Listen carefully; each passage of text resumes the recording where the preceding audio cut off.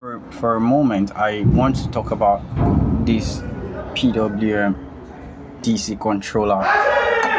So the thing is, I, I this is how I actually did it. So I put it inside this box so that it has enough room. So I took off the usual cover that comes with it, right? Because I need it to be open, I need it to have more room, and I need to have places where I can pass my connections, the electric motor connections and the battery connections. So the only downside I notice is that they fail to give it enough room here. Is very small gap between those two, so you have to guide them very well with maybe a wrapper or something, just to make sure that they are not touching. And right here you have this these two relay here, and this is where they they give you the switches, the forward reverse switches that goes to the knob right here. I converted this into this knob right here, forward and reverse. So because the natural one, I cut it out. I cut it out. This is it. I cut it out. This is the forward and reverse and off and on, just in one place. So I cut it out before I fix that guy over there. So this is what does the job, right? So this heavily packed, very charged, like I love the fact that this one comes with a fan, right, and a heat sink, a very big heat sink that takes up half of the entire board right there, right? So to help dissipate enough air going around this whole controller here.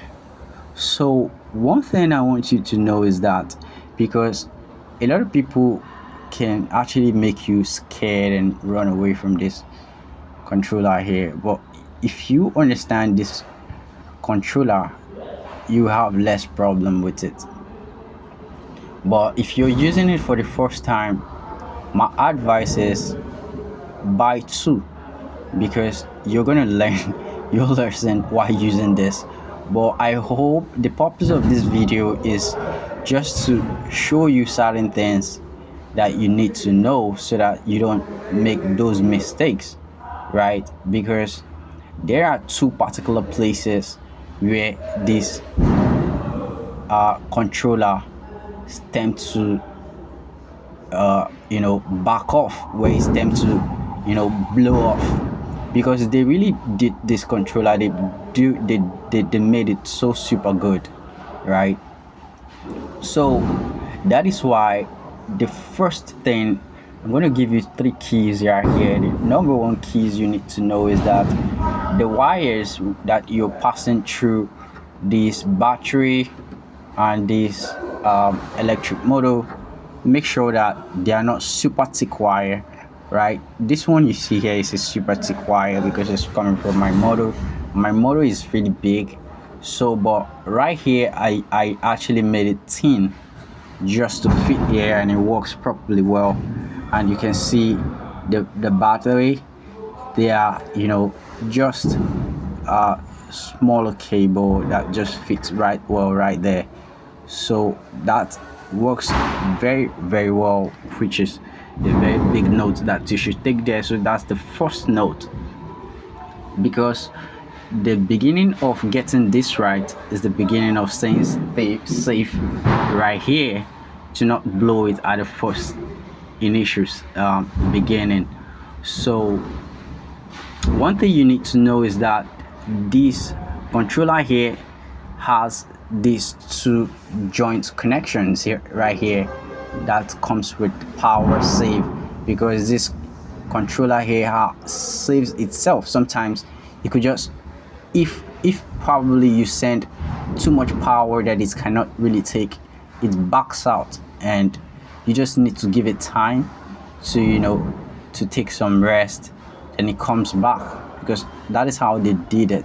That's how it's configured, and that makes it, you know, save itself from, you know, damaging the components that might not really be replaceable, because it's this stuff you see right here is very, very fragile. So you can see what I did here. I removed the one that came with it, and I put this very thin wire right here. So anytime I'm doing any connection and I have a bridge of connection, this thing just cuts immediately, like just cuts, and the entire system will be safe. All I need is to look for a very thin wire again and put it back, and make sure to have around your battery a connector that you can easily remove. So I constructed this just so that when I'm walking I can remove my battery before doing anything around this place, so that it's completely out of light, right, before doing anything around this place. And I switch it off immediately. I'm not doing anything. And secondly, if this guy, if you're working on it and it blows, so two places that you need to check, right? I've told you about these connections right here, you know, very important. Make sure they are of minimal wire size and they are not touching anywhere around themselves, because they are very, very close to each other.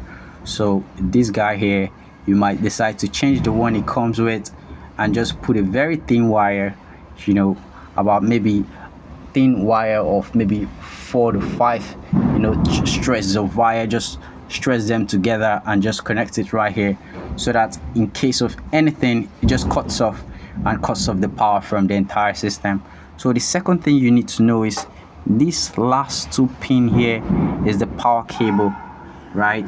I learned a very hard lesson from there, and I have to disconnect everything and start tracing everything before I discover it.